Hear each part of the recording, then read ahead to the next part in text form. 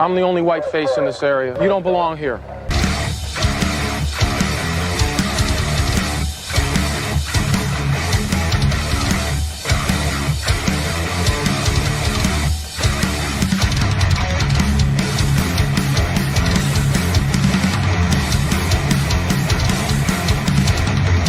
Stop, I'll shoot you in the back. Yo, what's up? Mike from Copville here to talk about Tasty Gains creatine gummies. I would never push a product I don't use. I didn't take creatine until I ran into Tasty Gains and started taking these gummies because they're simple. No powder, no mixing, just pop a gummy in, 1 gram of creatine per gummy. What are the benefits of creatine? Increase water to the muscles to get that sick pump in the gym.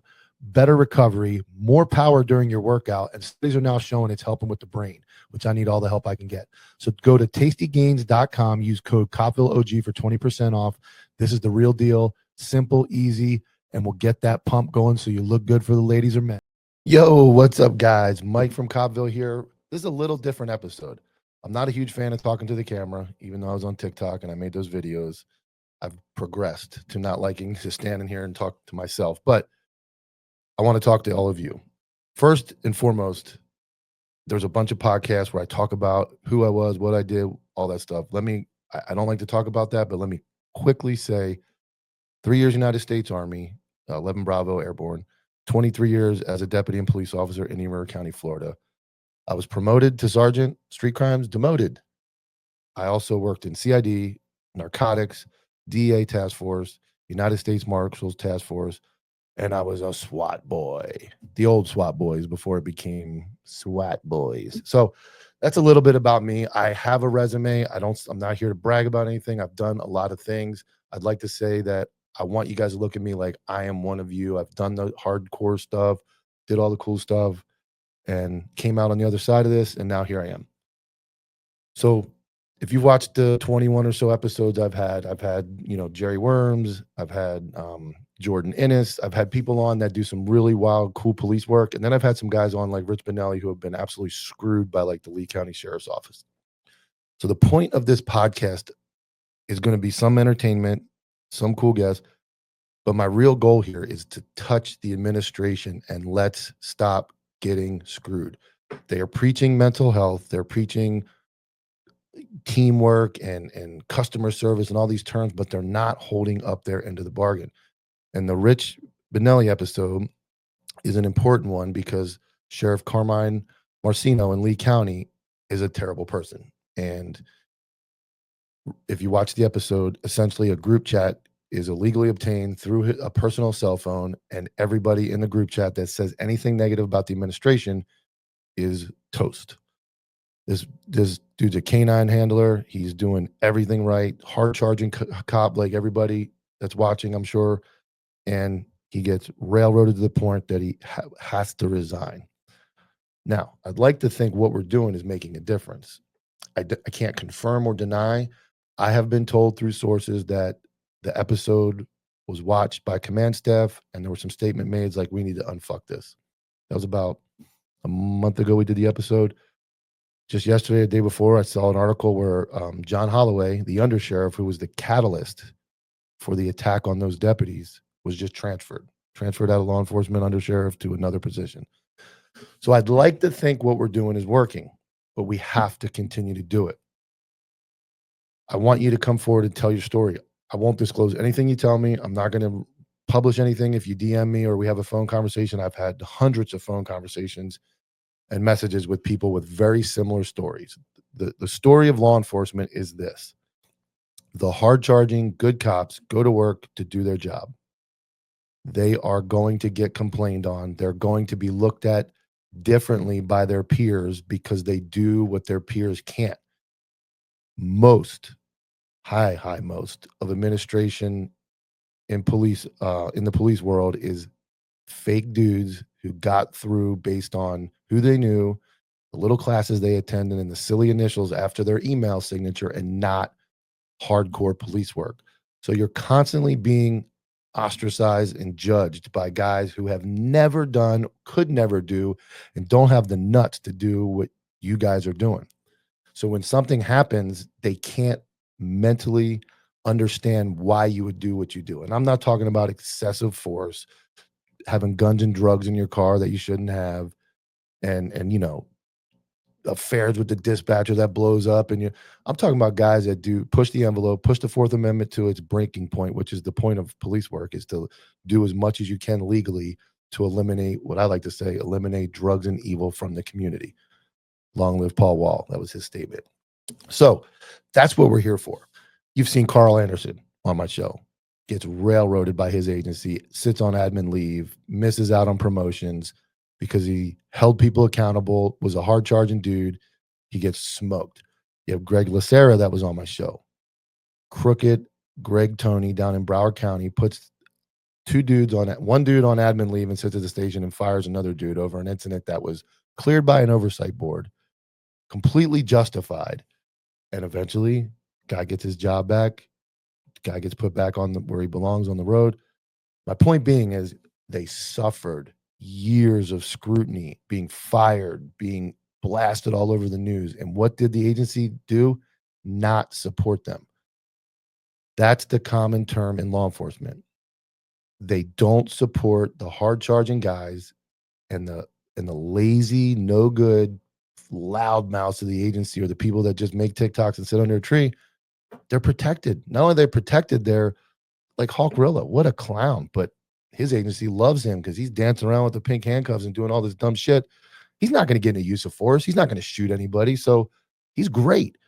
That's what the problem is. And now we're preaching mental health. And there's been some episodes on Counterculture where we joked like men don't need counseling. Sometimes we say things. Counseling is good. Why don't we stop fucking good cops? That's even better. Why don't we reward the good cops? Good cops will never get awards. They're just going to go by and do what they do and exist.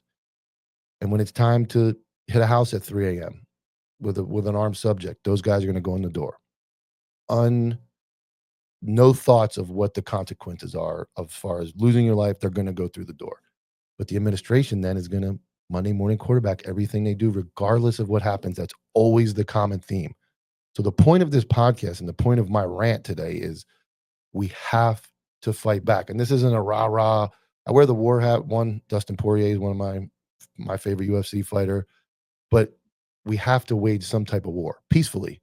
But we have to push back on what's going on. And that's the point of this. The memes are funny. They're stupid, but they bring camaraderie more than any stupid thing the agency going to do, like some bullshit pizza party or kumbaya stuff they do. It brings guys together. Now, I got accused recently of like being a cop. I'm somehow becoming a cop hater and all that. And that stems from calling cops out. If I see your magazines in backwards, I know you're not a good cop, and I know you don't take the job seriously. If I see your magazine pouch on upside down, maybe it was a mistake, but I'm going to call it out. Like, hey, dude, how did you get ready for work today and your magazine pouch was upside down? Like, how did you leave the house? Wearing your vest. This one is huge down here in South Florida. If I see you not wearing your vest, I don't care how big and strong you are, how big your biceps are, how much you can bench press, how much you can do. If you're not willing to sacrifice some uncomfortable conditions and a little heat, which you should be in shape to handle that, you don't take the job serious and you're not prepared. I don't care what kind of training, what CQB you can do, how many pull-ups or push-ups you can do. If you're not wearing a vest, you're a clown. You're a clown. So when I talk about mental health, I have seen and heard from these stories where cops just trying to come to work and do their job, and they're continuously written up, transferred, told they're doing things wrong, told they're a problem, but there's never any documentation because it's like a brainwashing of good cops, and I think they're trying to appease the public, and they live their own miserable lives, these administrators, and they don't have the spine to back you up when something critical happens, and they'd rather just fold. And the easiest way to fold is to make the hard charging guys the target. And it's unfortunate. Of all the people have come forward and told me their story, there's several that I'm like, bro, you're the problem. You know, it's like your buddy does something stupid. You got to look at him and go, hey, man, I get what you're trying to tell me, but you're the problem. But the vast majority of complaints or cops that have come to me and complained about their admin or show me their IA file, it is absolutely atrocious what these guys have gone through. And there's no recourse. So the other part of this, mental health, and we need to find attorneys and we need to find people willing to take our cases and buck back, because this cannot continue. We're already weakening as a society. We're already going downhill with the amount of policing we're doing and the amount of everything. Everything is going downhill as far as how we can do our job. There's more and more. You can't do this. You can't do that. Oh, you're a bully. You're this. Legally, I'm only talking legally using force, all that stuff. You have to do it. It's an ugly situation. It's going to happen. You're going to have to punch somebody in the face. One guy I talked to got fired for it, and it's completely unjust, but we'll burn that bridge. Hopefully he comes on and tells his story. But you're going to have to use force. You're going to have to do things ugly. And to quote, like, to go after, like what Dom Izzo says, some people say he's a cop hater and he's this and that. He's not. He wants you to use force. He wants to see you knock somebody's head off their shoulders when they need it. So that's some of our responsibility, is to make sure we're doing things correctly. But we have to have a place to hold them accountable. And that's where, like I said, lawyers, I am learning that there's just a missing link in guys getting screwed and finding attorneys that are willing to go after agencies. It's a problem, because I'll say it 100,000 times. It's not the dead baby. It's not the rollover crash. It's not the suicide that affects most cops. The PTSD, the trauma, and the things that cause us to think about killing ourselves, in my opinion, is what happens with inside the building when the people you thought you could trust turn on you. It is the most disgusting and worthless feeling you could ever have. And it happened to me. I don't care what anybody says about my past. There's a bunch of nonsense out there. The feds investigate me. Bro, I got promoted after that. I got Officer of the Year after that. It's nonsense. It's nonsense. But they can always throw back at you. Oh, look at this guy. Look what he did before. It's nonsense. But when you go through a critical incident, which I went through several, and the agency turns their back on you on the incident, they should support you and really should support you. And then you get into a critical incident like mine, where I made an arrest. It was a resisting arrest case. Nobody complained. It turned into a 6-month investigation where I got demoted. And during that time, I got to see what I didn't believe. I went into that investigation at, like, it's nonsense. Nonsense. They're not gonna. I took a transfer at the request of the sheriff to street crimes for the agency, for the people that I believe in and I trust, and they got my back. I was completely content with road patrol sergeant. I was living life. I put myself back in the heat. U.S. Marshals Task Force. Go back to the round table Monday morning meetings. Watch other sergeants show up fat and sloppy, fishing shirts, 2 hours late to work, leave 2 hours early. Lieutenant that's sleeping at his desk, he can't even stay awake. And I'm out there running around in the U.S. Marshals Task Force, pulling guns on homicide suspects at my own stupidity, because I agreed to go back to it. But then you get involved in a critical incident. And I call it critical incident because I was demoted. It really was nothing. It was a traffic stop and an arrest. But I found out that at that moment, even your closest friends, you could have been the best man at their wedding and they could have been the best man at your wedding. Your closest friends will fold to protect themselves. There are a few. There are very few. And I did the math yesterday. There's about 3 or 4 that would never fold. And there's guys that are really close to you that at the breaking point of their own career, they have to fold. Are they wrong? Are they sellouts? Or they go, hey, man, I got a family to feed. I'm sorry.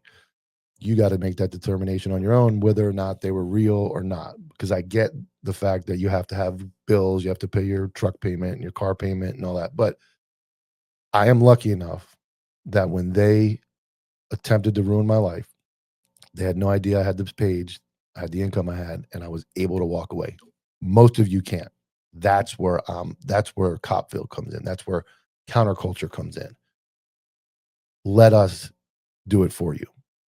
and it can be anonymous and we can get it out. You give me permission, I'll blast whoever you want me to blast. But I'm going to do my research. I'm not just going to start blasting people and get, slander and defamation of character and all that stuff. But we have to fight back. And that's the bottom line. Because Copville said so, not Stone Cold. But that's the truth. And that's why we're doing what we're doing. We have a live event this Saturday. Anybody watching this Saturday, August 16th, live event in Miami. You'll get to meet Counterculture. Jerry Worms is going to be there. It's going to be a good event. And that's the brotherhood we're trying to bring, the real brotherhood, because the brotherhood within those buildings, it doesn't exist. The second I had my old dope partner turn on me when he had an affair. I was good enough to help him out and sit there and let him cry. When the sheriff had an affair, I was good enough to sit there and let him cry. And then all these guys just turned on me, and they collectively got together, and somebody said, pull the plug on this dude. And they pulled the plug on me. But that's great. When I say brotherhood, I mean outside the building.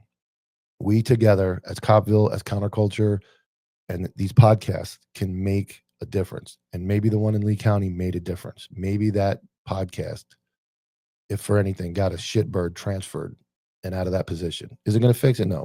Marcino's a fucking moron. He's a terrible person. But that's the election. And if we can grow this channel and we can grow this Counterculture big enough, maybe we can affect an election and get enough information out to these people.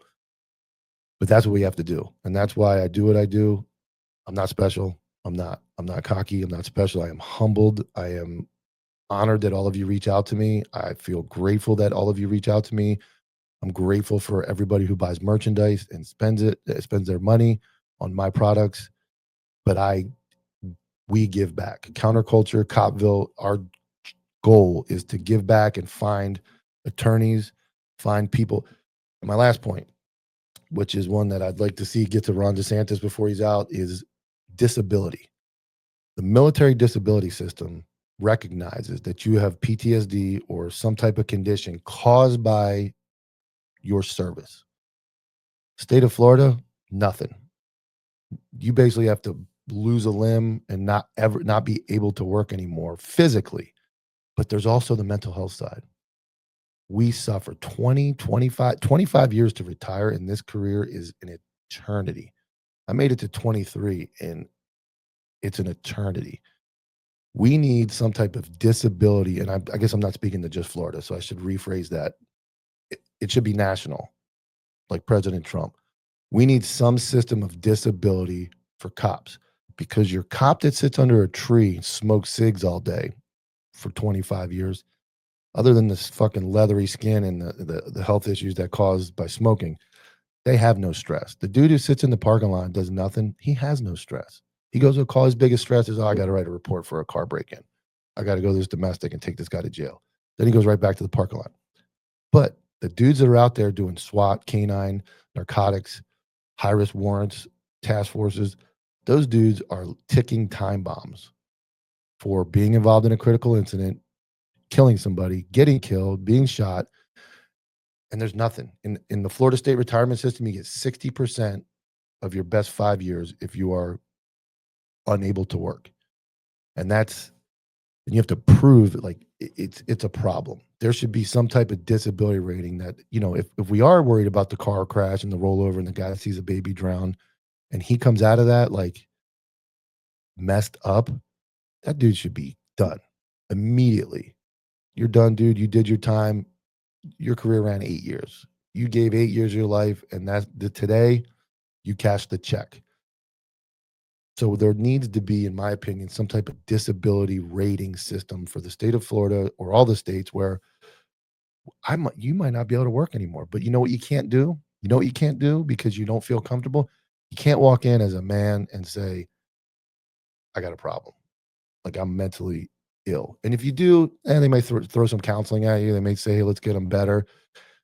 And that's where I look at talk counseling. Does talk counseling really work, or does talk counseling help you temporarily remove that issue that's going to reoccur again? Are you still fit to be a cop after shooting and killing somebody? Some guys, yes. Some guys, no.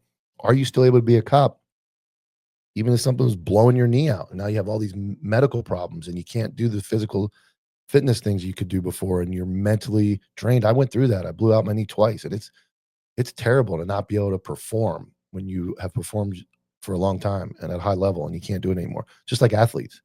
Guy blows his knee out and he's a professional athlete and he can't do it anymore. Those guys go through, like, cops do too.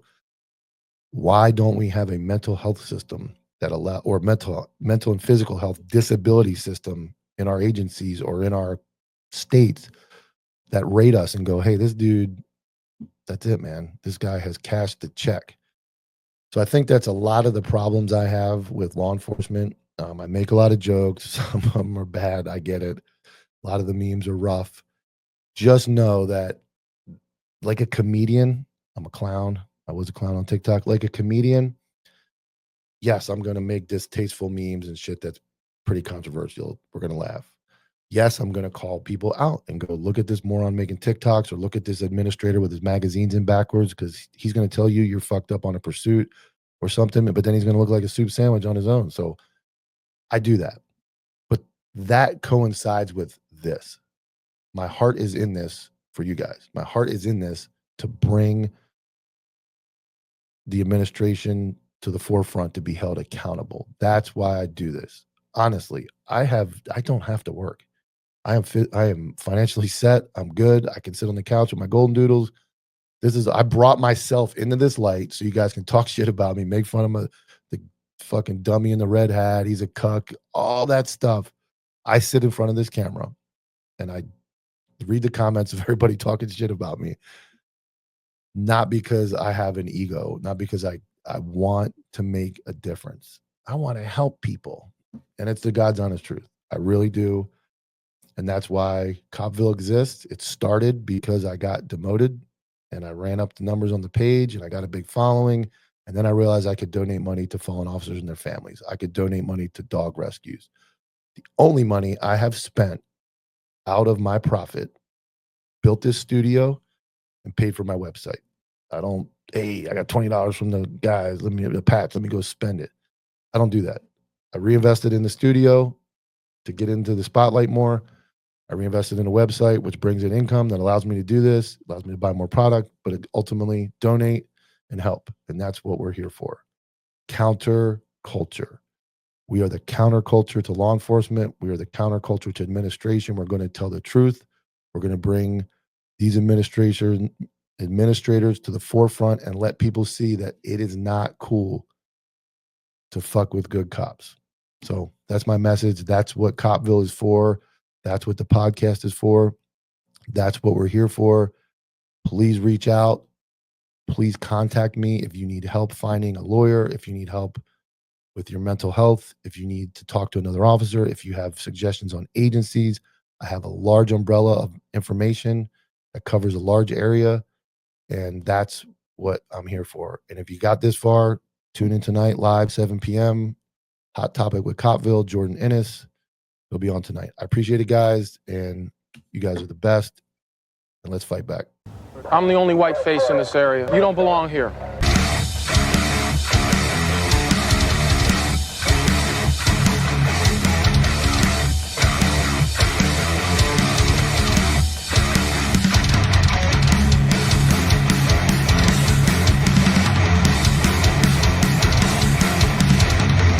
Stop, I'll shoot you in the back.